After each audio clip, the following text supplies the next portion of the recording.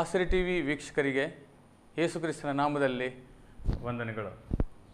ನನ್ನ ಹೆಸರು David Louis ಅಂತ, ಮೂಲತಃ ಕುಂದಾಪುರದವನು. ಕುವೈಟಿನಲ್ಲಿ ಸಾಧಾರಣ 24 ವರ್ಷಗಳಿಂದ ನಾನು ಕೆಲಸ ಮಾಡ್ತಾ ಇದ್ದೇನೆ ಮತ್ತು MVC church, middle East vision church ವತಿಯಿಂದ ನನ್ನನ್ನು ಇಲ್ಲಿಗೆ ಇಬ್ರು ಭಾಷೆಯ ಮೂಲ ಅಕ್ಷರ ಅಥವಾ ವರ್ಣಮಾಲೆಗಳನ್ನು ಕಲಿಸಲು ಕಳಿಸಿಕೊಟ್ಟಿದ್ದಾರೆ. ನಿಮಗೆಲ್ಲರಿಗೂ ಗೊತ್ತಿರುವ ಪ್ರಕಾರ ನಾವು ಈ ಮುಂಚೆ ಇಲ್ಲಿ ಬಂದಿದ್ದೆವು. ನನ್ನ ಪಾಸ್ಟರ್ ಹೆಸರು ಪಾಸ್ಟರ್ ಖೋ ಅಂತ. ಅವರು ಮುಂದೆ ಬರಲಿದ್ದಾರೆ ಮತ್ತು ಇಬ್ರಿಯ ಭಾಷೆಯನ್ನು ಒಂದು ವಿಸ್ತೀರ್ಣ ರೂಪದಲ್ಲಿ ನಿಮಗಾಗಿ ತಿಳಿಸಲು ಅವರು ಇಚ್ಛೆಪಡುತ್ತಿದ್ದಾರೆ. ಆದರೆ ಮೂಲತಃ ಅಕ್ಷರಗಳನ್ನು ವರ್ಣಮಾಲೆಯನ್ನು ಕಲಿಸಿಕೊಡಲು ನನ್ನನ್ನು ಕಳಿಸಿಕೊಟ್ಟಿದ್ದಾರೆ. ಆದ್ದರಿಂದ ಈ ಕ್ಲಾಸಿಗೆ ನಿಮ್ಮೆಲ್ಲರಿಗೂ ಯೇಸು ಕ್ರಿಸ್ತನ ನಾಮದಲ್ಲಿ ಸ್ವಾಗತವನ್ನು ಬಯಸುತ್ತೇನೆ. ಮುಖ್ಯವಾಗಿ ಈ ಭಾಷೆಯನ್ನು ನಾವು ಯಾಕಾಗಿ ಕಲಿಯಬೇಕು? ಇಬ್ರಿ ಭಾಷೆ ಅಂದರೆ ಇದೊಂದು ದೈವಿಕ ಭಾಷೆ, ದೇವರ ಭಾಷೆ ಕೂಡ ಅಂತ ನಾವು ಹೇಳ್ಬೋದು. ಯಾಕಂದರೆ ಮೊಟ್ಟ ಮೊದಲಾಗಿ ಪ್ರಪಂಚದಲ್ಲಿ ಇದೇ ಮೊದಲ ಭಾಷೆ ಎಂದು ಎಲ್ಲರೂ ಹೇಳುತ್ತಾರೆ. ದೇವರು ಮೋಶೆ ಹತ್ತಿರ, ಅಬ್ರಾಹಂ, ಇಸಾಕ್, ಯಾಕೋಬನ ಹತ್ತಿರ ಇಬ್ರು ಭಾಷೆಯಲ್ಲಿ ಮಾತಾಡುತ್ತಿದ್ದರು ಅಂತ ಹೇಳುತ್ತಾರೆ. ಮತ್ತು ಈ ಭಾಷೆಯಲ್ಲಿ ಒಂದು ಅರ್ಥಗರ್ಭಿತವಾದ ಒಂದು ರಹಸ್ಯ ಇದೆ. ಆದ್ದರಿಂದ ಇದನ್ನು ನಾವು ಕಲಿಯಬೇಕು. ಯಾಕಂದರೆ ಸುವಾರ್ತೆಯನ್ನು ಪ್ರಪಂಚದಲ್ಲಿ ಎಲ್ಲರಿಗೂ ಹಂಚಬೇಕಾಗಿದೆ. ಅದಕ್ಕೋಸ್ಕರ ನಾನು ಈ ಅಕ್ಷರಗಳನ್ನು ಕಲಿಸಲು ಇಲ್ಲಿಗೆ ಬಂದಿದ್ದೇನೆ. ಇಬ್ರು ಭಾಷೆಯನ್ನು ಇಬ್ರಿಯ ಭಾಷೆಯಲ್ಲಿ ಇಬ್ರಿ ಅಂತ ಕರೆಯುತ್ತಾರೆ. ಇದು 3 ಅಕ್ಷರಗಳಿಂದ ಕೂಡಿರುತ್ತದೆ. ಮೊದಲ ಅಕ್ಷರ ಐನ್ ಅಂತ ಹೇಳುತ್ತಾರೆ. ಇದನ್ನು ಈ ರೀತಿಯಲ್ಲಿ ಬರೆಯುತ್ತಾರೆ. ಐನ್ ಅಂದರೆ ಇದರ ಅರ್ಥ ವಿಷನ್ ಅಂತ ಇಂಗ್ಲೀಷ್ನಲ್ಲಿ ನಾವು ಹೇಳ್ತೇವೆ, ಅಥವಾ ಕನ್ನಡದಲ್ಲಿ ಇದನ್ನು ದರ್ಶನ ಅಥವಾ ದೃಷ್ಟಿಕೋನ ಅಂತ ಹೇಳಬಹುದು. ಇನ್ನೊಂದು ಅಕ್ಷರ ಬೆತ್ ಅನ್ನುತ್ತಾರೆ. ಇದನ್ನು ಈ ರೀತಿಯಲ್ಲಿ ಬರೆಯುತ್ತಾರೆ, ಬೆತ್ ಅನ್ನುತ್ತಾರೆ ಇದನ್ನು. ಮತ್ತು ಕೊನೆಯ ಅಕ್ಷರ ರೇಷ್ ಅನ್ನುತ್ತಾರೆ. ಇದನ್ನು ಈ ರೀತಿಯಲ್ಲಿ ಬರೆಯುತ್ತಾರೆ. ಇದಾಯಿತು ದರ್ಶನ ಅಂತ.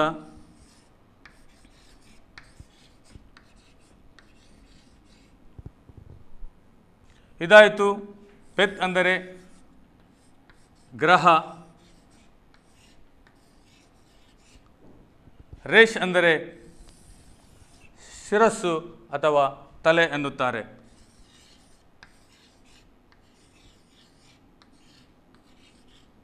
ನಮಗೆ ಗೊತ್ತಿದ್ದ ಪ್ರಕಾರ ಶಿರಸ್ಸು ಅಂದರೆ ನಮ್ಮ ತಲೆ ಅಂದರೆ ಯೇಸು ಕ್ರಿಸ್ತನು ಅಂತ. ಇದೇ ರೀತಿಯಲ್ಲಿ ಇಬ್ರು ಅಂದರೆ ದೇವರನ್ನು ಹುಡುಕುವವರು ಅಥವಾ ದೇವರನ್ನು ನಿರೀಕ್ಷಿಸುವವರು ಅಂತ ಕೂಡ ಹೇಳುತ್ತಾರೆ. ಮತ್ತು ದೇವರ ಮನೆವಾರ್ತೆಯವರು ಅಂತ ಹೇಳುತ್ತಾರೆ. ನಾವು ಕೂಡ ಯೇಸು ಕ್ರಿಸ್ತನು ಹೇಳಿದ ಪ್ರಕಾರ ಜಗತ್ತಿಗೆ ಹೋಗಿ ಸುವಾರ್ತೆಯನ್ನು ಸಾರಿರಿ ಅಂತ ಹೇಳಿದ್ದಾರೆ. ಇದೇ ರೀತಿಯಲ್ಲಿ ನಾವು ಆತ್ಮಿಕವಾಗಿ ಇಬ್ರಿ ಆಗಿದ್ದೇವೆ, ಅಂದರೆ ನಾವು ಇಬ್ರಿಯನವರಾಗಿದ್ದೇವೆ. ಆದ್ದರಿಂದ ನಾವು ಈ ಭಾಷೆಯನ್ನು ಕಲಿಯಬೇಕು. ಯಾಕಂದರೆ ದೇವರ ಮುಖ್ಯ ದರ್ಶನ ಏನಂತ ನಮಗೆ ಇದರಲ್ಲಿ ಅರ್ಥವಾಗುತ್ತದೆ. ನಾನು ಈಗ ನಿಮಗೆ ಮುಖ್ಯವಾಗಿ ಇಬ್ಬರು ಅಕ್ಷರಗಳನ್ನು ನಾನು ತೋರಿಸಲಿದ್ದೇನೆ. ಆದ್ದರಿಂದ ನೀವು ಧ್ಯಾನವಾಗಿ ಇದನ್ನು ಅಭ್ಯಾಸಿಸಬೇಕಾಗೂ ಕೂಡ ವಿನಂತಿಸುತ್ತೇನೆ. ಪ್ರಿಯರೇ, ನಾವು ಇಬ್ರಿಯ ದೇಶದವರಿಗೆ ಸುವಾರ್ತೆಯನ್ನು ಸಾರಬೇಕು. ಯಾಕಂದರೆ ಅವರು ನಮ್ಮನ್ನು ನೋಡಿ ಸುವಾರ್ತೆಯನ್ನು ಸ್ವೀಕರಿಸಬೇಕು. ಯಾವಾಗ ಅವರು ಕರ್ತನ ಹೆಸರಿನಲ್ಲಿ ಬರುವವನಿಗೆ ಜ ಅನ್ನುವರೋ ಆ ವೇಳೆಯಲ್ಲಿ ಯೇಸುಕ್ರಿಸ್ತನ ಆಗಮನವಾಗುತ್ತದೆ. ಇದನ್ನು ನಾವು ವಾಕ್ಯದಿಂದ ಅರ್ಥ ಮಾಡಿಕೊಳ್ಳಬಹುದು. ನಾವು ದೇವರ ವಾಕ್ಯದಲ್ಲಿ 2 ಪುಸ್ತಕಗಳಿವೆ, ಹೊಸ ಒಡಂಬಡಿಕೆ ಮತ್ತು ಹಳೆಯ ಒಡಂಬಡಿಕೆಯನ್ನು. ಹಳೆಯ ಒಡಂಬಡಿಕೆಗೆ ಹಿಬ್ರು ಭಾಷೆಯಲ್ಲಿ ತೋರಾ ಅನ್ನುತ್ತಾರೆ. ಅದನ್ನು ಈ ಪ್ರಕಾರದಲ್ಲಿ ಬರೆಯಬಹುದು. ಇದನ್ನು ತಾ ಅಥವಾ ತಾವ್ ಎನ್ನುತ್ತಾರೆ. ಆನಂತರ ವಾವ್, ಇದು ಇಬ್ರಿಯ ಅಕ್ಷರ ವಾವ್ ಆಗಿದೆ. ಆನಂತರ ಪುನಃ ರೇಷ್ ಅಥವಾ ರ ಅಕ್ಷರ, ಆನಂತರ ಹೇ ಎಂಬ ಅಕ್ಷರವನ್ನು ಬರೆಯಲಾಗುತ್ತದೆ. ಇದರ ಅರ್ಥವೇನು? ಇದನ್ನು ನಾವು ಮೊದಲು ಹುಡುಕಬೇಕು.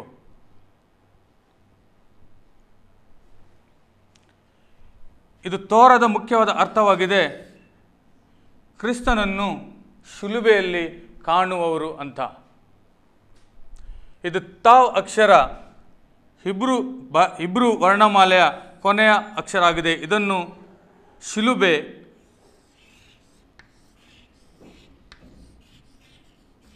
ಅಥವಾ ಸಂಪೂರ್ಣತೆ ಅನ್ನುತ್ತಾರೆ.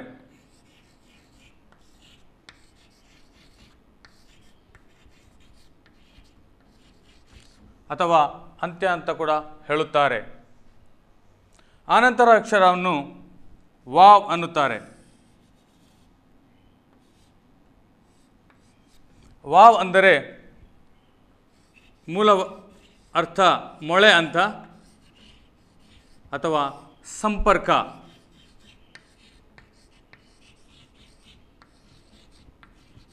ಅಥವಾ ಜೋಡಣೆ ಕೂಡ ಅಂತ ಅರ್ಥ ಮಾಡಿಕೊಳ್ಳಬಹುದು.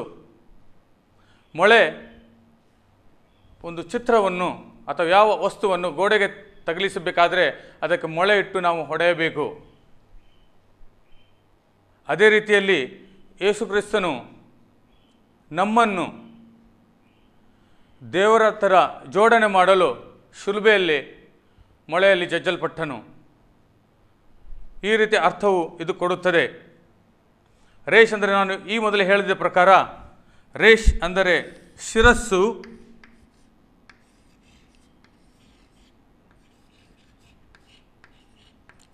ಇಂಗ್ಲೀಷಿನಲ್ಲಿ ನಾವು ಹೆಡ್ ಎನ್ನುತ್ತೇವೆ. ಹೆಡ್ ಆಫ್ ದ ಡಿಪಾರ್ಟ್ಮೆಂಟ್ ಅಥವಾ ಅಧಿಕಾರಿ ಅಂತ ಅರ್ಥ ಕೂಡ ಇದಕ್ಕೆ ಕೊಡಲಾಗುತ್ತದೆ.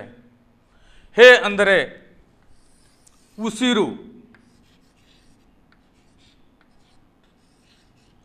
ಆದರೂ ಇದನ್ನು ಪವಿತ್ರಾತ್ಮನಂತನೂ ನಾವು ಹೇಳಬಹುದು.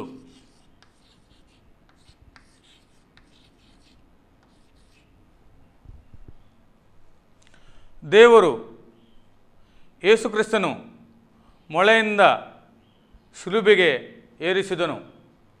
ಇದು ದೇವರ ಪ್ರೀತಿಯಾಗಿದೆ. ಯಾಕಂದರೆ ವಾಕ್ಯದ ಪ್ರಕಾರ ದೇವರು ಈ ಲೋಕದಲ್ಲಿ ಎಷ್ಟು ಪ್ರೀತಿಯನ್ನು ಇಟ್ಟರು ಅಂದರೆ ತನ್ನ ಒಬ್ಬನೇ ಮಗನನ್ನು ನಮಗೋಸ್ಕರ ಶಿಲುಬೆಯಲ್ಲಿ ಏರಿಸಿದನು ಅಂತ.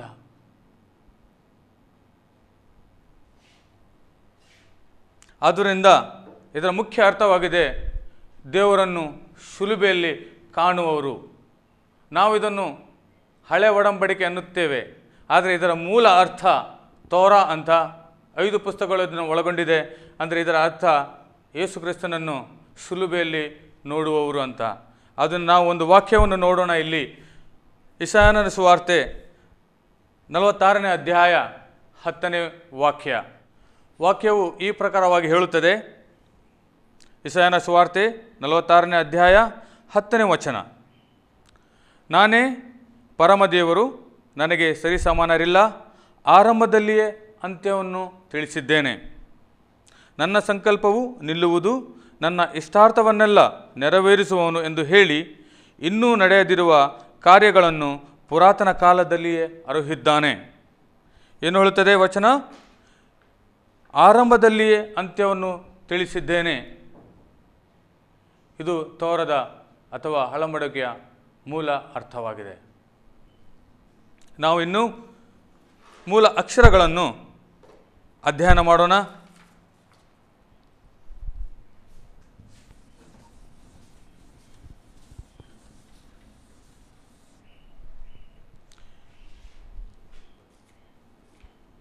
ಇಬ್ರಿಯ ಭಾಷೆಯಲ್ಲಿ ಒಟ್ಟಾಗಿ 22 ಅಕ್ಷರಗಳಿವೆ. ಅದು ಈ ರೀತಿಯಲ್ಲಿವೆ. ಮೊದಲನೇ ಅಕ್ಷರ ಅಲೆಫ್ ಅಂತಾರೆ. ಇಬ್ರು ಭಾಷೆಯನ್ನು ಎಡದಿಂದ ಬರೆಯುತ್ತಾರೆ, ಎಡದಿಂದ ಬಲಬದಿಗೆ. ಅದರಿಂದ ಮೊದಲ ಅಕ್ಷರ ಅಲೆಫ್ ಆಗಿದೆ. ಅಲಿಫ್ ಅಂದರೆ ಇದರ ಮುಖ್ಯ ಅರ್ಥ ಅಬ್ಬ ಅಂತ. ಅಬ್ಬ ಅಂದರೆ ತಂದೆ, ಅಥವಾ ಇದನ್ನು ದೈವಿಕತ್ವ ಅಂತಲೂ ಹೇಳಬಹುದು. ಅದರ ವಿಷಯವಾಗಿ ನಾನು ನಿಮಗೋಸ್ಕರ ಪೇಪರನ್ನು ಸಿದ್ಧಪಡಿಸಿದ್ದೇನೆ. ಇದು ಆಂಗ್ಲ ಭಾಷೆ ಮತ್ತು ಕನ್ನಡ ಭಾಷೆಯಲ್ಲಿ ಬರೆದಿದೆ. ನಿಮ್ಮ ಪಾರ್ಸಲ್ ನಾನು ಕೊಡುತ್ತೇನೆ, ಅದು ನಿಮಗೆ ಅವರು ಕೊಡುತ್ತಾರೆ. ನೀವು ಇದನ್ನು ಅಧ್ಯಯನ ಮಾಡಬಹುದು. ಇದನ್ನು ನೀವು ಕಲಿಯಬೇಕಾಗಿಯೂ ಕೂಡ ನಾನು ವಿನಂತಿಸುತ್ತೇನೆ. ಇದರ ಅರ್ಥವನ್ನು ನಿಮಗೆ ಈಗ ಹೇಳುತ್ತೇನೆ.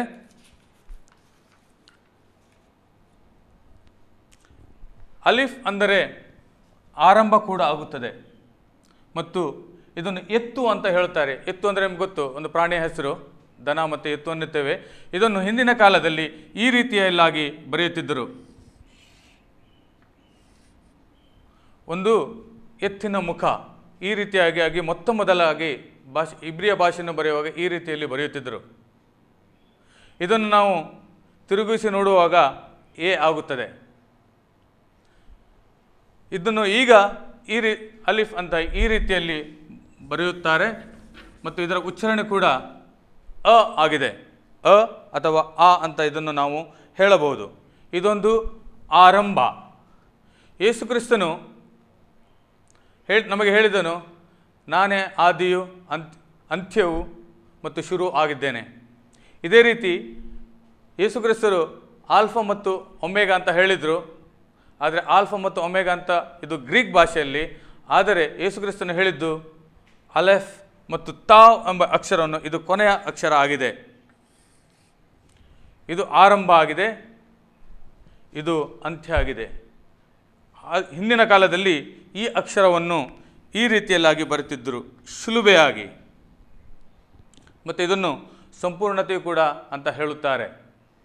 ಆದ್ದರಿಂದ ಯೇಸು ಕ್ರಿಸ್ತನು ಹೇಳಿದ್ದನು, ನಾನು ಅಲೆಫ್, ನಾನು ತಾವ್ ಅಂತ.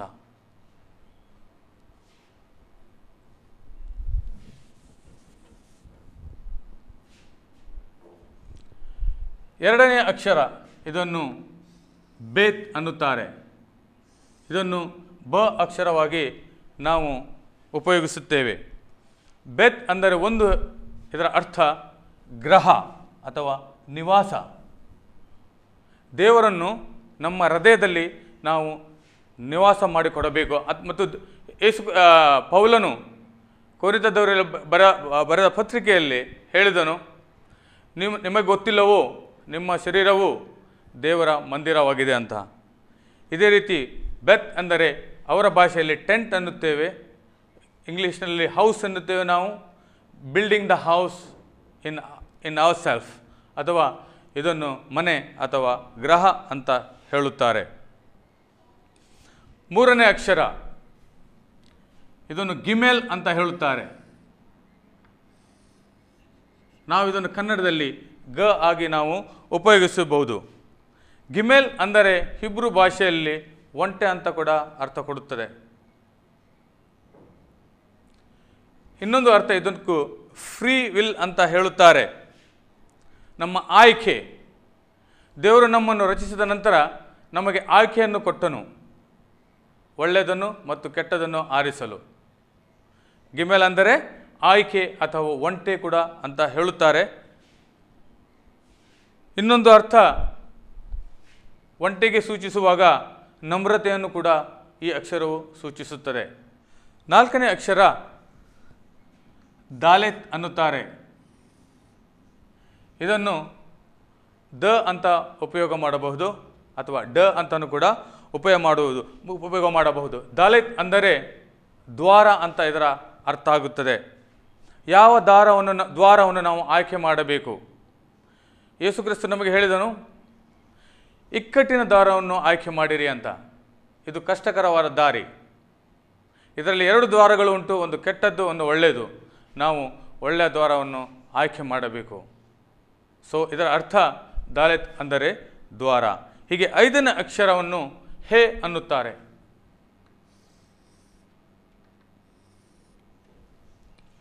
ಹೇ ಅನ್ನು ಹ ಆಗಿ ಉಚ್ಚಾರಣೆ ಮಾಡಬಹುದು. ಇಂಗ್ಲೀಷಿನಲ್ಲಿ ಎಚ್ ಅಂತ ಇದನ್ನು ಹೇಳಬಹುದು.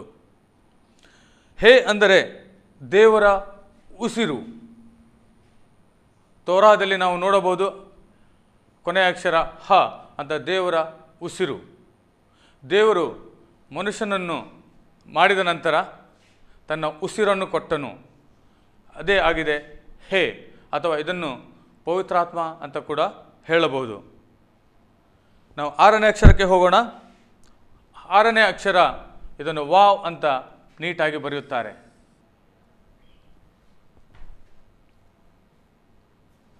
ವಾವ್ ಅಂದರೆ ಮೊಳೆ ಅಥವಾ ಜೋಡಣೆ ಅಥವಾ ಸಂಪರ್ಕ ಅಂತ ಹೇಳುತ್ತಾರೆ. ನಾನು ಈ ಮುಂಚೆ ಹೇಳಿದ ಪ್ರಕಾರ ಮೊಳೆ ಕೆಲವು ವಸ್ತುಗಳನ್ನು ಗೋಡೆಗೆ ತಾಗಿಸಲು ನಾವು ಮೊಳೆಯನ್ನು ಜಡಿಯುತ್ತೇವೆ. ಅದೇ ರೀತಿಯಲ್ಲಿ ದೇವರು ಕೂಡ ಯೇಸುಕ್ರಿಸ್ತನನ್ನು ಶಿಲುಬೆಗೆ ಜಡಿದನು. ಇದು ಮೊಳೆ ಆಗಿದೆ. ನಾವೀಗ 7ನೇ ಅಕ್ಷರ ಝಾಯಿನ್ ಅಂತ ಹೇಳುತ್ತೇವೆ. ಇದು ಈ ರೀತಿಯಲ್ಲಿ ಬರೆದಿದೆ.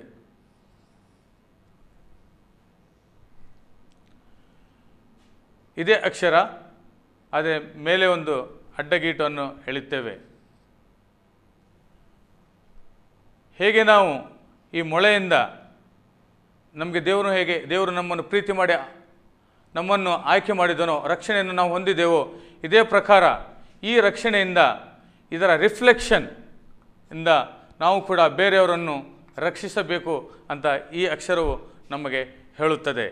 ಈ ಅಕ್ಷರದ ಹೆಸರು ಝಾಯಿನ್ ಅಂತ. ಹಾಗೆ 8ನೇ ಅಕ್ಷರ ಖೆತ್. ಇದನ್ನು ಈ ರೀತಿಯಲ್ಲಿ ಬರೆಯುತ್ತಾರೆ.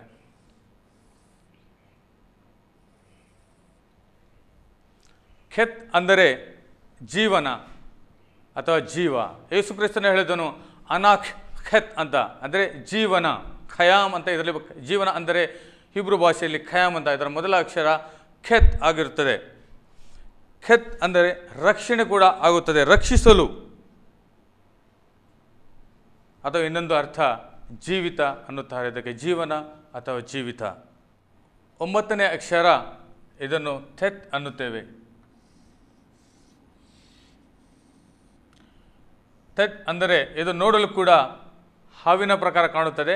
ಇದಕ್ಕೆ ಹಾವು ಕೂಡ ಅನ್ನುತ್ತಾರೆ. ಮತ್ತು ಇದಕ್ಕೆ ನಾವು ಜ್ಞಾನ ಅನ್ನುತ್ತೇವೆ, ಅಥವಾ ವಿವೇಕ ಅಥವಾ ಬುದ್ಧಿ ಅಂತಲೂ ಕೂಡ ಹೇಳಬಹುದು. ನಾವು ವಾಕ್ಯದಲ್ಲಿ ನೋಡಬಹುದು, ನಾವು ಸರ್ಪದ ಹಾಗೆ ಬುದ್ಧಿವಂತರಾಗಬೇಕೆಂದು ಬರೆದಿದೆ. ಇದೇ ರೀತಿಯಲ್ಲಿ ಇದಕ್ಕೂ ಕೂಡ ವಿವೇಕ ಅಥವಾ ಬುದ್ಧಿ, ಆದರೆ ಅರ್ಥ ಮಾಡಿಕೊಳ್ಳುವಿಕೆ ಅಂತಲೂ ಕೂಡ ಅರ್ಥವಿದೆ ಈ ಅಕ್ಷರಕ್ಕೆ. ನಾವು ಹೋಗುವ ಈಗ 10ನೇ ಅಕ್ಷರಕ್ಕೆ. 10ನೇ ಅಕ್ಷರವಾಗಿದೆ ಯೋದ್ ಅಂತ. ಇದನ್ನು ಚಿಕ್ಕದಾಗಿ ಬರೆಯುತ್ತಾರೆ. ಇದು ಚಿಕ್ಕದಾದರೂ ಇದರ ಅರ್ಥ ತುಂಬ ಗೂಢವಾಗಿದೆ. ಯೋದ್ ಅಂದರೆ ಹಸ್ತ ಅಂತ, ಕೈ. ಆದರೆ ದೇವರ ಹಸ್ತ ಅನ್ನುತ್ತಾರೆ. ದೇವರ ಹಸ್ತದಿಂದಲೇ ಇಡೀ ಪೃಥ್ವಿಯ ನಿರ್ಮಾಣವಾಯಿತು. ಅದಕ್ಕೋಸ್ಕರ ಯೋದ್ ಅಂದರೆ ದೇವರ ಹಸ್ತ ಅಂತ ಅರ್ಥವಾಗಿದೆ. ಮತ್ತು ದೇವರ ಅಧಿಕಾರ, ದೇವರ ಶಕ್ತಿ ಕೂಡ ಅಂತ ಇದು ಅರ್ಥ ಕೊಡುತ್ತದೆ, ಈ ಅಕ್ಷರವು ಅರ್ಥ ಕೊಡುತ್ತದೆ. ಹಾಗೆ 11ನೇ ಅಕ್ಷರ ಆಗಿದೆ ಕಾಫ್. ಅದನ್ನು ಈ ರೀತಿಯಲ್ಲಿ ಬರೆಯುತ್ತಾರೆ. ಕಾಫ್ ಅಂದರೆ ಒಂದು ಅರ್ಥ ರಕ್ಷಣೆ ಅಂತ, ಇನ್ನೊಂದು ಅರ್ಥ ಅಪ್ಲಿಕೇಶನ್ ಅನ್ನುತ್ತಾರೆ. ದೇವರ ವಾಕ್ಯವನ್ನು ನಮ್ಮ ಜೀವನದಲ್ಲಿ ಅಳವಡಿಸುವುದು ಅಥವಾ ಅನ್ವಯಿಸುವುದು ಅಂತ ಕೂಡ ಇದು ಅರ್ಥ ಕೊಡುತ್ತದೆ. ಇದೇ ರೀತಿ 12ನೇ ಅಕ್ಷರವಾಗಿದೆ ಲಾಮೇದ್ ಅಂತ.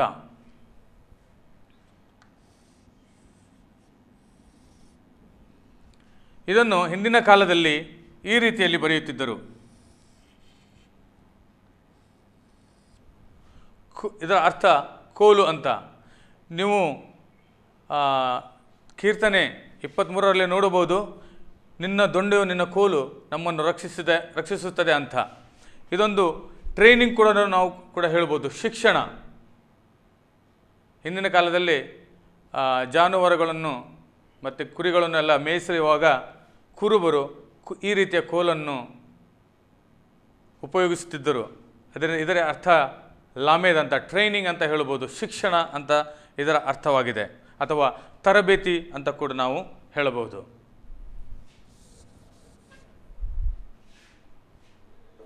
ಇದೇ ರೀತಿಯಲ್ಲಿ 13ನೇ ಅಕ್ಷರ ಮೀಮ್ ಅಂತ ಹೇಳುತ್ತಾರೆ.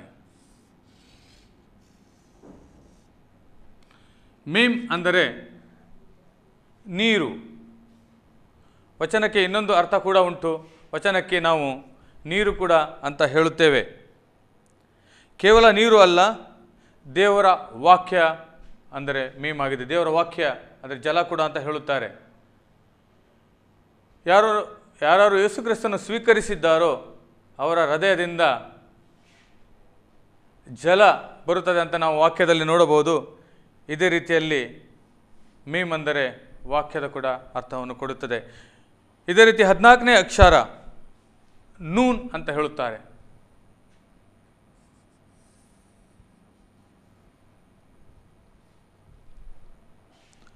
ನೂನ್ ಇದರ ಅರ್ಥ ನ್ಯಾಯಾಧೀಶ ಮತ್ತು ಪಾಪವನ್ನು ಕ್ಷಮಿಸುವ ಅಧಿಕಾರ ಉಳ್ಳವನು. ಇಬ್ರಿಯ ಭಾಷೆಯಲ್ಲಿ ಇದನ್ನು ನೂನ್ ಅಂತಾರೆ. ಅಧಿಕಾರ ಹೊಂದಿದವನು ಅಥವಾ ಪಾಪವನ್ನು ಕ್ಷಮಿಸುವ ಅಧಿಕಾರ ಹೊಂದಿದವನು ಮತ್ತು ನಿಯಮ ಮತ್ತು ವಿಧೇಯತೆ ಅಂತ ಕೂಡ ಈ ಅಕ್ಷರವು ಅರ್ಥವನ್ನು ಕೊಡುತ್ತದೆ. ಈಗ ನಾವು ಹೋಗುವ 15ನೇ ಅಕ್ಷರಕ್ಕೆ ಇದನ್ನು ಸಮೇಕ್ ಅಂತ ಹೇಳುತ್ತಾರೆ.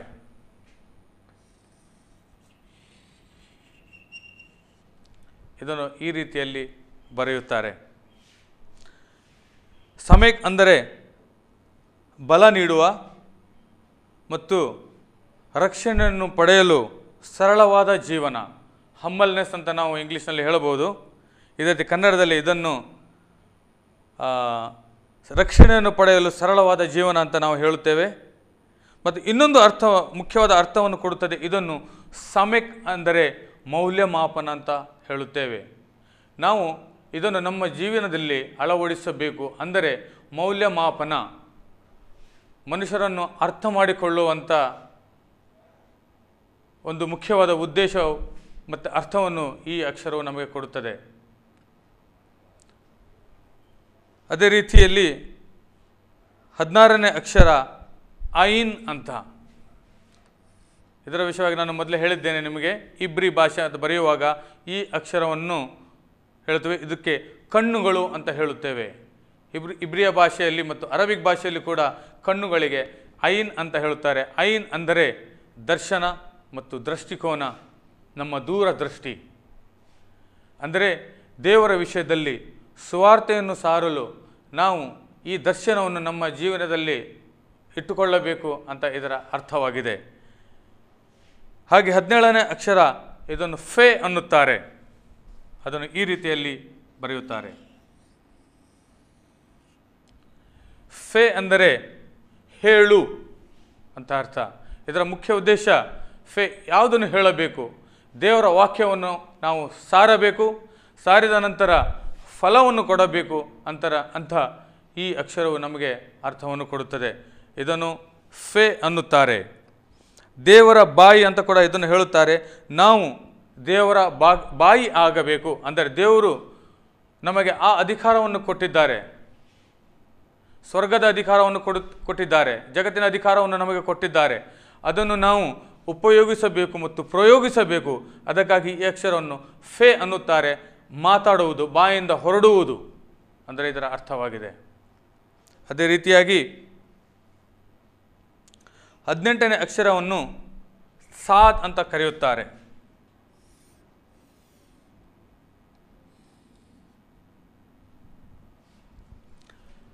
ಸಾದ್ ಅಂದರೆ ನೀವು ಕೇಳಿರಬಹುದು ಬೆತ್ ಸಾಯ್ದ ಅಂದರೆ ಆರೋಗ್ಯ ಕೂಡ ಅದನ್ನು ಅಂತ ಕೂಡ ಈ ಅಕ್ಷರಕ್ಕೆ ಅರ್ಥವಿದೆ. ನೀವು ಕೇಳಿರ್ಬೋದು, ಇಸ್ರೇಲ್ನಲ್ಲಿ ಒಂದು ಕೆರೆ ಇದೆ, ಅದು ಪೂಲ್ ಆಫ್ ಬೆತ್ ಸಾಯ್ದ ಅಂತಾರೆ.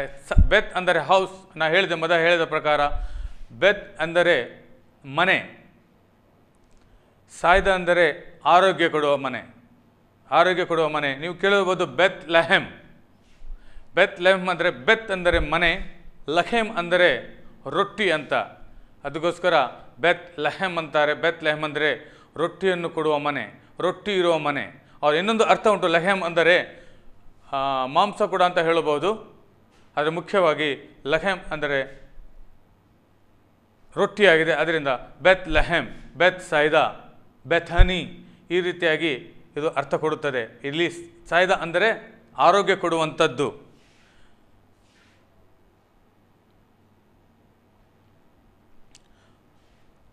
ಮತ್ತು ಇನ್ನೊಂದು ಅರ್ಥ ಕೂಡ ಉಂಟು, ಇದಕ್ಕೆ ಗಾಳ ಅಂತಲೂ ಕೂಡ ಹೇಳುತ್ತಾರೆ, ಮೀನು ಹಿಡಿಯುವ ಗಾಳ. ಸಾಯ್ದ ಅಂದರೆ ಮೀನು ಹಿಡಿಯುವ ಗಾಳ.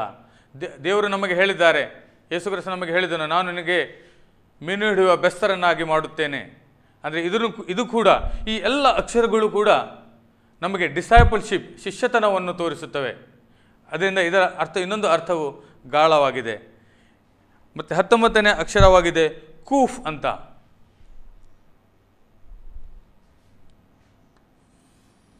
ಸಾಧಾರಣ ಇದು ನೋಡಲಿಕ್ಕೆ ಇಂಗ್ಲೀಷಿನ ಪಿ ಹಾಗೆ ತೋರುತ್ತದೆ, ಆದರೆ ಇದರ ಹೆಸರು ಕೂಫ್ ಅಂತ. ಇದನ್ನು ಕ್ಯೂ ಎಂಬ ಅಕ್ಷರ ಪದವಾಗಿ ಹಿಬ್ರೂನಲ್ಲಿ ಉಪಯೋಗಿಸುತ್ತಾರೆ. ಕೂಫ್ ಅಂದರೆ ಇನ್ನೊಂದು ಅರ್ಥ ಭರವಸೆ, ಹೋಪ್ ಅಂತಲೂ ಕೂಡ ಹೇಳುತ್ತಾರೆ.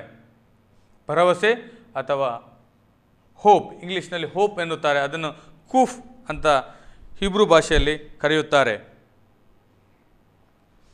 ಮತ್ತು ಕೂಫ್ ಅನ್ನೋದು ಇನ್ನೊಂದು ಅರ್ಥ ಫಲ ಕೊಡುವುದು ಅಂತ. ನಾವು ನಮ್ಮ ಜೀವನದಲ್ಲಿ ಫಲವನ್ನು ಕೊಡಬೇಕಾಗಿ ಯೇಸು ಕ್ರಿಸ್ತರು ಅಂತ ನಮಗೆ ಹೇಳಿದ್ದಾರೆ. ಇದರ ಅರ್ಥ ಇದೇ ಆಗಿದೆ. ಕೂಫ್ ಅಂದರೆ ಫಲ ನೀಡುವುದು. ಮತ್ತು ಯಾವ ಫಲವನ್ನು? ಭರವಸೆಯ ಫಲವನ್ನು ನೀಡುವುದು ಅಂದು ಇದರ ಅರ್ಥ. ಇದೇ ರೀತಿಯಾಗಿ 20ನೇ ಅಕ್ಷರ, ಇದನ್ನು ರೇಷ್ ಅನ್ನುತ್ತಾರೆ. ಈ ಮೊದಲು ಕೂಡ ನಾನು ವಿವರಿಸಿದ್ದೇನೆ. ರೇಷ್ ಅಂದರೆ ಶಿರಸ್ಸು, ಹೆಡ್ ಎನ್ನುತ್ತೇವೆ. ರೇಷ್ ಅಂದರೆ ಶಿರಸ್ಸು ಅಥವಾ ತಲೆ. ನಮ್ಮ ಸಭೆಗೆ ತಲೆ ಯಾರೋ ಆಗಿದ್ದಾನೆ? ಯೇಸು ಕ್ರಿಸ್ತನು ನಮ್ಮ ಸಭೆಯ ತಲೆಯಾಗಿದ್ದಾನೆ. ಅದಕ್ಕೆ ಅದನ್ನು ರೇಷ್ ಅನ್ನುತ್ತಾರೆ. ಅಥವಾ ಯೇಸು ಕ್ರಿಸ್ತನು ಕೂಡ ಅಂತಲೂ ಹೇಳಬಹುದು. ಮತ್ತು 21ನೇ ಅಕ್ಷರ, ಇದನ್ನು ಶಿನ್ ಅನ್ನುತ್ತಾರೆ. ಇದನ್ನು ಈ ರೀತಿಯಲ್ಲಿ ಬರೆಯುತ್ತಾರೆ. ಇದಕ್ಕೆ ಇಲ್ಲಿ ಒಂದು ಸಣ್ಣ ಬಿಂದು ಇರುತ್ತದೆ. ಇದನ್ನು ಶ ಅಕ್ಷರವಾಗಿ ಉಪಯೋಗಿಸುತ್ತೇವೆ. ನಾವು ನಿಮಗೆ ಈ ಮುಂದೆ ಮೊದಲಾಗಿ ಹೇಳಿದ ಪ್ರಕಾರ 22 ಅಕ್ಷರಗಳಿವೆ ಅಂತ ನಾವು ನಿಮಗೆ ಹೇಳಿದ್ದು. ಆದರೆ ಎಲ್ಲ ಟೋಟಲ್ ಆಗಿ 23 ಅಕ್ಷರಗಳಿವೆ. ಇನ್ನೊಂದು ಅಕ್ಷರ ಒಂದೇ ರೀತಿಯಾಗಿ ಬರುತ್ತದೆ, ಇದೇ ರೀತಿಯಾಗಿ ಶ ಅಂತ. ಆದರೆ ಇಲ್ಲಿ ಬಿಂದು ಬರುವಾಗ ಇದನ್ನು ಸ ಅಂತ ಉಚ್ಚಾರಣೆ ಮಾಡ್ತೇವೆ. ಹೀಗೆ ಬರೆಯಬೇಕು, ಶ, ಇದನ್ನು ಶ ಆಗಿ, ಇದನ್ನು ಸ ಆಗಿ ಉಪಯೋಗಿಸುತ್ತಾರೆ. ಬಿಂದು ಇಲ್ಲಿಗೆ ಬರುವಾಗ ಇದು ಶ ಆಗುತ್ತದೆ, ಬಿಂದು ಈಚೆ ಕಡೆ ಬರುವಾಗ ಇದು ಸ ಆಗುತ್ತದೆ. ಆದ್ದರಿಂದ ನೆನಪಿಟ್ಟುಕೊಳ್ಳಬೇಕು. ಯಾಕಂದರೆ ಇಬ್ಬರು ಭಾಷೆಯಲ್ಲಿ 22 ಅಕ್ಷರಗಳನ್ನು ಹೇಳುತ್ತಾರೆ. ಆದರೆ ಇದೊಂದು ಅಕ್ಷರವನ್ನು ಹೆಚ್ಚಾಗಿ ತೆಗೆದುಕೊಂಡಾಗ ಇದು 23 ಅಕ್ಷರಗಳು ಆಗುತ್ತವೆ. ಮತ್ತು ಕೊನೆಯ ಅಕ್ಷರ ಆಗಿದೆ ತಾವ್ ಅಂತ. ಇದರ ಅರ್ಥವನ್ನು ನಾನು ಹೇಳಲಿಲ್ಲ. ಶಿನ್ ಅಂದರೆ ದೇವರ ಮುಖ ಅಂತ ಕೂಡ ಹೇಳುತ್ತಾರೆ, ದೇವರ ಸ್ವರೂಪ ಕೂಡ ಅಂತ ಹೇಳುತ್ತಾರೆ. ಶಿನ್ ಅಂದರೆ ಹಲ್ಲುಗಳು ಅಂತ ಹೇಳುತ್ತಾರೆ. ಇದನ್ನು ಮೊದಲು ಈ ರೀತಿಯಲ್ಲಿ ಬರೆಯುತ್ತಿದ್ದರು, ಹಲ್ಲುಗಳು. ಇಂಗ್ಲೀಷ್ನಲ್ಲಿ ಇದಕ್ಕೆ ಡಿವಾವರ್ ಅಂತ ಹೇಳುತ್ತಾರೆ. ಅಂದರೆ ದೇವರು ನಮಗೋಸ್ಕರ ಯೇಸು ಕ್ರಿಸ್ತನನ್ನು ಡಿಸ್ಟ್ರಾಯ್ ಮಾಡಿದ ಅಂತ ಇದರ ಅರ್ಥ ಆಗ್ತದೆ. ನಮಗೋಸ್ಕರ ಹಲ್ಲು ನಮಗೆ ಏನು ಉಪಯೋಗಕ್ಕೆ ಬರುತ್ತದೆ? ಕಡಿಯಲು. ಇದೇ ರೀತಿಯಲ್ಲಿ ದೇವರು ಯೇಸು ಕ್ರಿಸ್ತನನ್ನು ಶಿಲುಬೆಗೆ ಹಾಕಿದರು, ಅವನನ್ನು ಹೊಡೆದು ಶಿಲುಬೆಗೆ ಹಾಕಿದರು ಇದರ ಅರ್ಥ ಆಗುತ್ತದೆ. ಮತ್ತು ದೇವರ ಸ್ವರೂಪ ಕೂಡ ಅಂತ ಇದನ್ನು ನಾವು ಅರ್ಥ ಮಾಡಿಕೊಳ್ಳಬಹುದು. ಮತ್ತು ಕೊನೆಯ ಅಕ್ಷರ ತಾವಾಗಿದೆ. ಇದನ್ನು ಈ ರೀತಿಯಲ್ಲಿ ಬರೆಯುತ್ತಾರೆ. ತಾವು ಅಂದರೆ ಶಿಲುಬೆ ಅಂತ ಅರ್ಥ. ಮತ್ತು ಕೊನೆಯ ಅಕ್ಷರದಿಂದ ಅಂತ್ಯನೂ ಕೂಡ ಹೇಳುತ್ತಾರೆ, ಮತ್ತು ಸಂಪೂರ್ಣತೆ ಕೂಡ ಅಂತ ಇದರ ಅರ್ಥವಾಗಿದೆ. ಅಂದರೆ ಇಲ್ಲಿ ಕ್ರಾಸ್ ಅಂತ ಯಾಕೆ ಶಿಲುಬೆಯನ್ನು ಯಾಕೆ ಹಾಕಿದ್ದಾರೆ ಅಂತ ನಮ್ಮ ದೈಹಿಕ ಮತ್ತು ಶಾರೀರಿಕ ಗುಣಗಳನ್ನು ಶಿಲುಬೆ ಮೇಲೆ ಹಾಕಬೇಕಂತ ಇದು ನಮಗೆ ಅರ್ಥವನ್ನು ಕೊಡುತ್ತದೆ. ದೈಹಿಕ ಮರಣ, ಆತ್ಮಿಕ ಪುನರುಜ್ಜೀವನ ಅಂತ ಇದು ಅರ್ಥ ಕೊಡುತ್ತದೆ. ದೈಹಿಕ ಮರಣ, ಆತ್ಮಿಕವಾಗಿ ಪುನರುತ್ಥಾನ ಅಂತ ಈ ಅಕ್ಷರವು ನಮಗೆ ಹೇಳುತ್ತದೆ. ನಾನೀಗ ನಿಮಗೆ ವಾಕ್ಯದ ಕೆಲವು ಶಬ್ದಗಳ ಅರ್ಥವನ್ನು ಇಲ್ಲಿ ತಿಳಿಸುತ್ತೇನೆ, ಧ್ಯಾನವಾಗಿ ಕೇಳಿ. ಮತ್ತು ನೀವು ಹಿಬ್ರೂ ಭಾಷೆಯ ಅಕ್ಷರಗಳನ್ನು ನೀವು ನೋಡಿದ್ದೀರೋ ಇಲ್ಲವೋ, ನಿಮ್ಮ ಬೈಬಲ್ನಲ್ಲಿ ಈ ಅಕ್ಷರಗಳನ್ನು ನೀವು ಕೂಡ ನೋಡಬಹುದು. ನೀವು ಲೆಮೆಂಟೇಷನ್ ಅಥವಾ ಪ್ರಲಾಪಗಳು ಎಂಬ ಪುಸ್ತಕದಲ್ಲಿ ನೀವು ನೋಡುವಾಗ 3 ಅಧ್ಯಾಯಗಳಲ್ಲೂ 1-2 ವಾಕ್ಯವನ್ನು ಬರೆಯುವ ಬದಲಾಗಿ ಅಲಿಫ್, ಬೇತ್, ಗಿಮೆಲ್, ದಾಲೆತ್ ಅಂತ ಬರೆದಿದ್ದಾರೆ. ಅದೇ ರೀತಿಯಲ್ಲಿ ಕೀರ್ತನೆ 119ರಲ್ಲಿ ನೀವು ನೋಡಿದಾಗ ಅಲ್ಲಿ ಕೂಡ 1-2 ಅಂತ ವಾಕ್ಯವನ್ನು ಬರೆದಿದ್ದಾರೆ. ಅದರ ಕೂಡ ಒಟ್ಟಿಗೆ ಅಲಿಫ್, ಬೇತ್, ಗಿಮೆಲ್, ದಾಲೆತ್ ಅಂತ 23 ವರ್ಣಮಾಲೆಯ ಅಥವಾ 22 ಸಂಖ್ಯೆಗಳ ಅಧ್ಯಾಯವನ್ನು ಅವರು ಅಲ್ಲಿ ಮಾಡಿದ್ದಾರೆ. ಮೊದಲನೇದಾಗಿ ನಿಮಗೆ ಹೇಳುತ್ತೇನೆ, ಬೈಬಲ್ನಲ್ಲಿ ನಾವು ಹೇಳುತ್ತೇವೆ, ಉತ್ಪತ್ತಿ ಗ್ರಂಥದಲ್ಲಿ ಆದಿಯಲ್ಲಿ ದೇವರು ಆಕಾಶವನ್ನು ಭೂಮಿಯನ್ನು ಉಂಟು ಮಾಡಿದನು. ಆದರೆ ಇದು ಟ್ರಾನ್ಸ್ಲೇಷನ್ ಆಗಿದೆ, ಇದು ಅನುವಾದ ಆಗಿದೆ. ಎಲ್ಲ ಇಂಗ್ಲೀಷ್ ಬೈಬಲ್ಗಳು, ಬೇರೆ ಯಾವ ಭಾಷೆಗಳು ಆದರೂ ಇದು ಅನುವಾದವಾಗಿದೆ ಇಬ್ರಿಯ ಭಾಷೆಯಿಂದ. ಆದ್ದರಿಂದ ಇಬ್ರಿಯ ಭಾಷೆಯಲ್ಲಿ ಮೊದಲನೆಯ ಶಬ್ದವನ್ನು ಬರಾಶಿತ್ ಅಂತ ಹೇಳುತ್ತಾರೆ.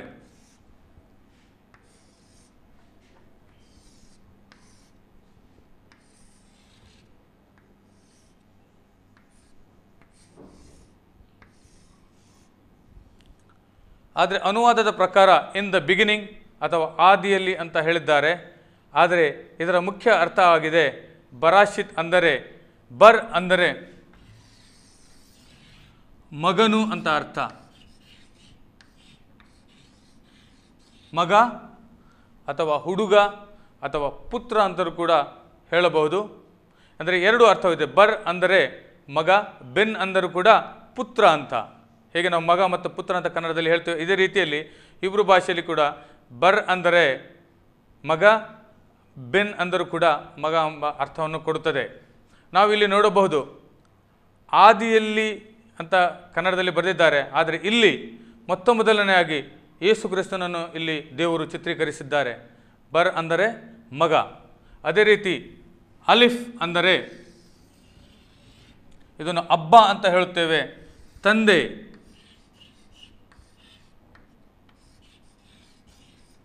ಅಥವಾ ದೈವತ್ವ ಅಥವಾ ಡಿವಿನಿಟಿ ಅಂತ ಇದು ಕೂಡ ಅರ್ಥ ಕೊಡುತ್ತದೆ.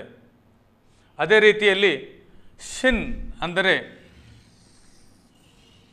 ನಾನು ಈಗ ಹೇಳಿದ ಪ್ರಕಾರ ಹಲ್ಲು, ಜಗಿಯುವುದು ಅಥವಾ ಸ್ವರೂಪ ಕೂಡ ಹೇಳಬಹುದು ಇದನ್ನು.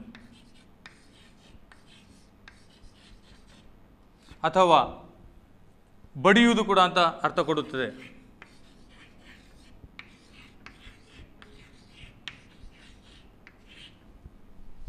ಆನಂತರ ಯೋದ್ ಎಂಬ ಅಕ್ಷರ ಉಂಟು ಇಲ್ಲಿ.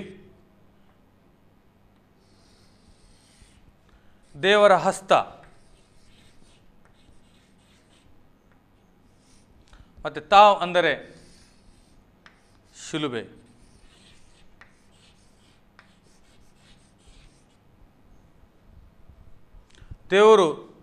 ದೇವರು ತನ್ನ ಒಬ್ಬನೇ ಮಗನನ್ನು ಶಿಲುಬೆಯ ಮೇಲೆ ತನ್ನ ಹಸ್ತದಿಂದ ಬಡಿದನು ಅಂತ ಅರ್ಥವನ್ನು ಕೊಡುತ್ತದೆ. ಅಂದರೆ ಮಗನು ಆದಿಯಲ್ಲೇ ಇದ್ದನು. ಬರಾಶಿತ್ ಅಂತ ಹೇಳುತ್ತೇವೆ ಇದನ್ನು. ಆದರೆ ಇಲ್ಲಿ ಅನುವಾದದಲ್ಲಿ ಆದಿಯಲ್ಲಿ ದೇವರು ಆಕಾಶವನ್ನು ಭೂಮಿಯನ್ನು ಉಂಟು ಮಾಡಿದನು. ಆದರೆ ಇದು ಇಬ್ರಿಯ ಭಾಷೆಯಲ್ಲಿ ಬರಾಶಿತ್ ಅತ್ ಎಲೋಹಿಮ್ ಅಂತ ಹೇಳುತ್ತೇವೆ. ದೇವರು ಮೊದಲೇ ತನ್ನ ಮಗನನ್ನು ನಮಗೆ ಕೊಟ್ಟನು. ಅಂದರೆ ಆದಿಯಲ್ಲಿಯೇ ಮಗನು ಇದ್ದನು ಅಂತ ಇದರ ಅರ್ಥವಾಗಿದೆ. ಇದನ್ನು ನಾವು ಬರಾಶಿತ್ ಅಂತ ಹೇಳುತ್ತೇವೆ. ನಾವು ಈಗ ಯೆಶಾಯನ ಸುವಾರ್ತೆಯನ್ನು ಓದಿದೆವು. 46ನೇ ಅಧ್ಯಾಯ 10ನೇ ವಾಕ್ಯದಲ್ಲಿ ದೇವರು ಅಂತ್ಯವನ್ನು ನಮಗೆ ತಿಳಿಸಿದನು ಅಂತ. ಆದಿಯನ್ನು ಮೊದಲೇ ನಮಗೆ ತಿಳಿಸಿದನು ಇದರ ಅರ್ಥ. ಇನ್ನೊಂದು ಶಬ್ದವನ್ನು ನಾನು ತಿಳಿಸಲು ಬಯಸುತ್ತೇನೆ. ಅದನ್ನು ಪ್ರೀತಿ ಅಂತಾರೆ. ನಾವು ಇಂಗ್ಲೀಷಿನಲ್ಲಿ ಲವ್ ಎನ್ನುತ್ತೇವೆ. ಇದನ್ನು ಇಬ್ರಿಯ ಭಾಷೆಯಲ್ಲಿ ಅಹಬ್ ಅಂತ ಹೇಳುತ್ತಾರೆ. ಈ ಪ್ರೀತಿ ಎಂದರೆ ಏನು? ನಮಗೆ ಈ ಪ್ರೀತಿಯು ಸಣ್ಣದಾಗಿ ತೋರುತ್ತದೆ, ಆದರೆ ದೇವರ ಪ್ರೀತಿ ಎಂದರೇನು? ಇದನ್ನು ಗ್ರೀಕ್ ಭಾಷೆಯಲ್ಲಿ ಅಗಾಪೆ ಅಂತ ಹೇಳ್ತಾರೆ. ದೇವರ ಗಾಢವಾದ ಪ್ರೀತಿ. ನಾವು ಯೋಹನನ ಸುವಾರ್ತೆ 3ನೇ ಅಧ್ಯಾಯ 16ನೇ ವಾಕ್ಯದಲ್ಲಿ ನಾವು ಕೇಳುತ್ತೇವೆ, ದೇವರನ್ನು ಈ ಲೋಕದ ಮೇಲೆ ಇಷ್ಟು ಪ್ರೀತಿಯನ್ನು ಇಟ್ಟನು ಅಂದರೆ ತನ್ನ ಒಬ್ಬನೇ ಮಗನನ್ನು ನಮಗೋಸ್ಕರ ಬಲಿ ಕೊಟ್ಟನು ಅಂತ. ಅಹಬ್ ಅಂದರೆ ಇದರ ಮುಖ್ಯವಾದ ಅರ್ಥ. ಅಹಬ್ ಅಂದರೆ ತಂದೆ ಅಂತ ನಾವು ಈಗಾಗಲೇ ನೋಡಿದ್ದೇವೆ. ಬೆನ್ ಅಂದರೆ ಮಗ ಅಂತ ಈವಾಗಲೇ ನಾವು ಅರ್ಥ ಮಾಡಿಕೊಂಡಿದ್ದೇವೆ. ಇದೇ ರೀತಿಯಲ್ಲಿ ತಂದೆ ಮತ್ತು ಮಗನ ಮಧ್ಯದಲ್ಲಿರುವ ಮಿನಿಸ್ಟ್ರಿ ಅಥವಾ ಸಭೆ ಅಥವಾ ಪ್ರೀತಿ, ಇದನ್ನು ಕೂಡ ನಾನು ಮೊದಲೇ ಹೇಳಿದ ಪ್ರಕಾರ ಪವಿತ್ರಾತ್ಮನ ಅರ್ಥವನ್ನು ಕೊಡುತ್ತದೆ.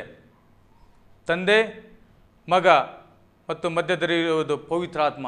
ಅಂದರೆ ಇದನ್ನು ನಾವು ಟ್ರಿನಿಟಿ ಅಂತ ಇಂಗ್ಲೀಷ್ನಲ್ಲಿ ಹೇಳುತ್ತೇವೆ. ಅದೇ ಮುಖ್ಯವಾಗಿದೆ. ಅಹಬ್, ದೇವರ ಪ್ರೀತಿ ಇದಾಗಿದೆ. ಇದು ಲೌಕಿಕ ಪ್ರೀತಿ ಅಲ್ಲ, ಅದು ದೇವರ ಪ್ರೀತಿಯಾಗಿದೆ. ದೇವರು ನಮ್ಮನ್ನು ಇಷ್ಟು ಪ್ರೀತಿಸಿದನೆಂದರೆ ತನ್ನ ಒಬ್ಬನೇ ಮಗನನ್ನು ಆ ಶಿಲುಬೆಯಲ್ಲಿ ಬಲಿ ಕೊಟ್ಟನು ಅಂದರೆ ಅಹಬ್ ಅದರ ಅರ್ಥವಾಗಿದೆ. ಈ ರೀತಿಯಲ್ಲಿ ನಾವು ಒಬ್ಬರನ್ನೊಬ್ಬರು ಕೂಡ ಪ್ರೀತಿಸಬೇಕೆಂದು ದೇವರು ನಮಗೆ ಹೇಳುತ್ತಾನೆ. ಹೇಗೆ ತಂದೆ ಮತ್ತು ಮಗನ ಮಧ್ಯೆ ಯಾವ ರೀತಿಯಲ್ಲಿ ಪ್ರೀತಿ ಇತ್ತು, ಅದೇ ರೀತಿ ನಾವು ಕೂಡ ಒಬ್ಬರು ಪ್ರೀತಿಸಬೇಕು. ಅದೇ ಕೂಡ ಬೈಬಲ್ನಲ್ಲಿ ನಾವು ಕೇಳುತ್ತೇವೆ, ಗಾಡ್ ಈಸ್ ಲವ್ ಅಂತ. ಇದೇ ರೀತಿಯಲ್ಲಿ ದೇವರು ಪ್ರೀತಿ ಸ್ವರೂಪನಾಗಿದ್ದಾನೆ. ಮತ್ತು ಕೊನೆಯದಾಗಿ ಯೇಸು ಕ್ರಿಸ್ತನನ್ನು ಹೇಗೆ ಬರೆಯುತ್ತಾರೆ ಇಬ್ರಿಯ ಭಾಷೆಯಲ್ಲಿ, ಅದನ್ನು ನಾನು ತಿಳಿಸುತ್ತೇನೆ. ಇಬ್ರಿಯ ಭಾಷೆಯಲ್ಲಿ ಯೇಸು ಕ್ರಿಸ್ತನನ್ನು ಯೇಸು ಅಥವಾ ಜೀಸಸ್ ಅಂತ ಹೇಳುವುದಿಲ್ಲ, ಬದಲಾಗಿ ಯೇಸು ಕ್ರಿಸ್ತನನ್ನು ಯೆಶುವ ಅಂತ ಕರೆಯುತ್ತಾರೆ. ಈ ಶಬ್ದದಲ್ಲೂ ತುಂಬ ಅರ್ಥ ಉಂಟು. ಯಾದ್ ನಂತರ ಶ ಅಂತ ಬರುತ್ತಾರೆ, ನಂತರ ವಾವ್, ನಂತರ ಐನ್ ಅಂತ ಬರೆಯುತ್ತಾರೆ. ಯೆಶುವಾ, ಇದು ವಾವ್ ಒಂದು ಸ್ವರ ಆಗಿದೆ, ಅದರಿಂದ ಇದನ್ನು ಉ ಮತ್ತು ಓ ಆಗಿ ಉಪಯೋಗಿಸ್ತಾರೆ. ಇದೇ ರೀತಿ ಯೆಶುವ ಅಂತ ಈ ರೀತಿಯಲ್ಲಿ ಬರೆಯುತ್ತಾರೆ. ಇದು ಯೇಸು ಅಥವಾ ಜೀಸಸ್.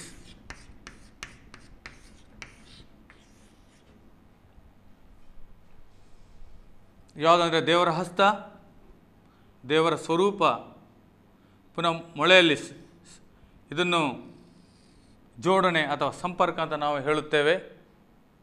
ಇದೇ ರೀತಿಯಲ್ಲಿ ಇದು ವಿಷನ್ ಅಥವಾ ದರ್ಶನ ಅಂತ ಅರ್ಥ ಕೊಡುತ್ತದೆ. ದೇವರ ಹಸ್ತ, ದೇವರ ಸ್ವರೂಪ, ದೇವರ ಸಂಪರ್ಕ ಮತ್ತು ದೇವರ ದರ್ಶನವಾಗಿದೆ. ನೀವು ನೋಡಿರಬಹುದು, ಇದಕ್ಕೆ ಮನೋರ ಅಂತಾರೆ. ನಾವು ಹೀಗೆ ನೋಡಲು ಹೋಗುವಾಗ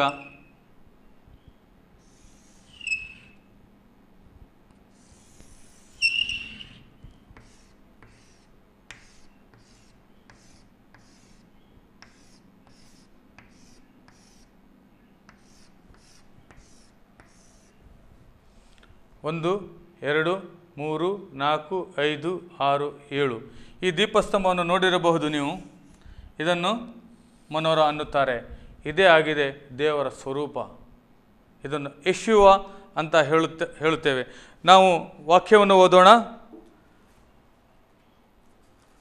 ಕೊನೆಯ ಪುಸ್ತಕ, ಪ್ರಕಟಣೆಯ ಪುಸ್ತಕದಲ್ಲಿ 1ನೇ ಅಧ್ಯಾಯ 13ನೇ ವಚನ ನಾನು ಓದಲಿಚ್ಛಿಸುತ್ತೇನೆ. ನೀವು ಕೂಡ ನೋಡಬಹುದು. 7 ಚಿನ್ನದ ದೀಪಸ್ತಂಭಗಳನ್ನು ಆ ದೀಪಸ್ತಂಭಗಳ ಮಧ್ಯದಲ್ಲಿ ಮನುಷ್ಯಕುಮಾರನಂತೆ ಇರುವವನನ್ನು ಕಂಡನು. ಯೋಹಾನನು ಯೇಸುಕ್ರಿಸ್ತನನ್ನು ಈ ದೀಪಸ್ತಂಭಗಳ ಮಧ್ಯೆ ನೋಡುತ್ತಾನೆ. ಅಂದರೆ ಈ ದೀಪಸ್ತಂಭವು ಯೇಸುಕ್ರಿಸ್ತನಾಗಿದ್ದಾನೆ. ಇದನ್ನು ಯೆಶುವ ಅನ್ನುತ್ತಾರೆ ಇಬ್ರಿಯ ಭಾಷೆಯಲ್ಲಿ. ಈ ಅಕ್ಷರಗಳಲ್ಲಿ ಬರುತ್ತಾರೆ. ಯೋದ್, ಶಿನ್, ವಾವ್ ಮತ್ತು ಐನ್ ಎಂಬ ಅಕ್ಷರದಲ್ಲಿ ಬರುತ್ತಾರೆ. ಮತ್ತು ಇದು 7 ದೀಪಗಳನ್ನು ತೋರಿಸುತ್ತದೆ. ಇದೇ ಆಗಿದೆ ಮನೋರ ಅಂತ ಇಬ್ರಿಯ ಭಾಷೆಯಲ್ಲಿ ಹೇಳುತ್ತಾರೆ. ನಾವು ಹೇಳುತ್ತೇವೆ 7 ದೀಪಸ್ತಂಭಗಳು. ಇದು ಯೇಸುಕ್ರಿಸ್ತನಾಗಿದ್ದಾನೆ. ಯೇಸುಕ್ರಿಸ್ತನು ಬೆಳಕಾಗಿದ್ದಾನೆ. ಅದೇ ರೀತಿಯಲ್ಲಿ ಯೇಸುಕ್ರಿಸ್ತನ ಬೆಳಕು ನಮ್ಮಲ್ಲಿ ಇರಬೇಕು. ಮತ್ತು ಯೇಸುಕ್ರಿಸ್ತನ ಕೊನೆಯದಾಗಿ ಹೇಳುವ ಪ್ರಕಾರ ವಿಷನ್, ದರ್ಶನ, ದೃಷ್ಟಿಕೋನ, ದೇವರ ವಾಕ್ಯವನ್ನು ನಾವು ಜಗತ್ತಿಗೆ ಸಾರಬೇಕು. ಆದ್ದರಿಂದ ನಾನು ನಿಮ್ಮಲ್ಲಿ ವಿನಂತಿಸುತ್ತೇನೆ, ಈ ಅಕ್ಷರಗಳನ್ನು ನೀವು ಕಲಿಯಬೇಕು. ಯಾಕಂದರೆ ಮುಂದಿನ ದಿನಗಳಲ್ಲಿ ಇಸ್ರಾಯೇಲ್ನಲ್ಲಿ ಕಲಿತ ಕೆಲವರು ಬರಲಿದ್ದಾರೆ, ಈ ನಿಮ್ಮ ಸಭೆಗೋಸ್ಕರ ಬರಲಿದ್ದಾರೆ. ಅದನ್ನು ಮತ್ತು ನೀವು ವಿಸ್ತಾರವಾಗಿ ಈ ಭಾಷೆಯನ್ನು ನಿಮಗೆ ಕಲಿಸಲಿದ್ದಾರೆ. ಯಾಕಂದರೆ ದೇವರ ಪ್ರೀತಿಯ ಗೂಢಾರ್ಥವು ಮತ್ತು ದೇವರ ದರ್ಶನವು ಇಬ್ರು ಭಾಷೆಯಲ್ಲಿ ಗೂಢ ಅರ್ಥವನ್ನು, ರಹಸ್ಯ ಅರ್ಥವನ್ನು ನಮಗೆ ತೋರಿಸುತ್ತದೆ. ಇದರಲ್ಲಿ ಈ ಭಾಷೆಯನ್ನು ಅರ್ಥ ಮಾಡಿದ ನಂತರ ನೀವು ಹೆಚ್ಚಾಗಿ ಜ್ಞಾನ ಮತ್ತು ಬುದ್ಧಿ ಮತ್ತು ವಿವೇಕವನ್ನು ನೀವು ಪಡೆಯಬಹುದು. ಆದರೆ ನಿಮ್ಮಲ್ಲಿ ವಿನಂತಿಸುತ್ತೇನೆ, ದಯಮಾಡಿ ಈ ಅಕ್ಷರಗಳನ್ನು ನೀವು ಕಲಿಯಬೇಕು. ಮುಂದೆ ಬೇರೆಯವರು ನಿಮಗೆ ಕಲಿಸುವಾಗ ನಿಮಗೆ ತುಂಬ ಈಸಿ ಆಗುತ್ತದೆ. ಆದರೆ ನಾನು ಕೂಡ ಕೆಲವು ಕಲಿಯಲು ಸುಲಭವಾಗಿರುವ ಕೆಲವು ಪೇಪರ್ಗಳನ್ನು ತಂದಿದ್ದೇನೆ. ಇದರಿಂದ ನೀವು ಮನೆಯಲ್ಲಿ ಕೂತ್ಕೊಂಡು ಹೋಮ್ವರ್ಕ್ ಮಾಡಬಹುದು. ಅದರಲ್ಲಿ ಕೆಲವು ಕೋಣಗಳೇ, ಅದರಿಂದ ಹೇಗೆ ಅಕ್ಷರವನ್ನು ಬರೆಯಬೇಕು ಅದನ್ನು ಬರೆದು ನೀವು ಅಭ್ಯಾಸ ಮಾಡಬೇಕಾಗಿ ನಿಮ್ಮಲ್ಲಿ ಕೇಳಿಕೊಳ್ಳುತ್ತೇನೆ. ನನಗೆ ಈ ಅವಕಾಶವನ್ನು ಕಲ್ಪಿಸಿಕೊಟ್ಟ ಪಾಸ್ಟರ್ ಸುನಿಲ್ ಅವರಿಗೂ ಹಾಗೂ ಎಲ್ಲ ಸಭೆಯವರಿಗೂ ನಾನು ವಂದನೆಗಳನ್ನು ಅರ್ಪಿಸುತ್ತೇನೆ. ಧನ್ಯವಾದಗಳು.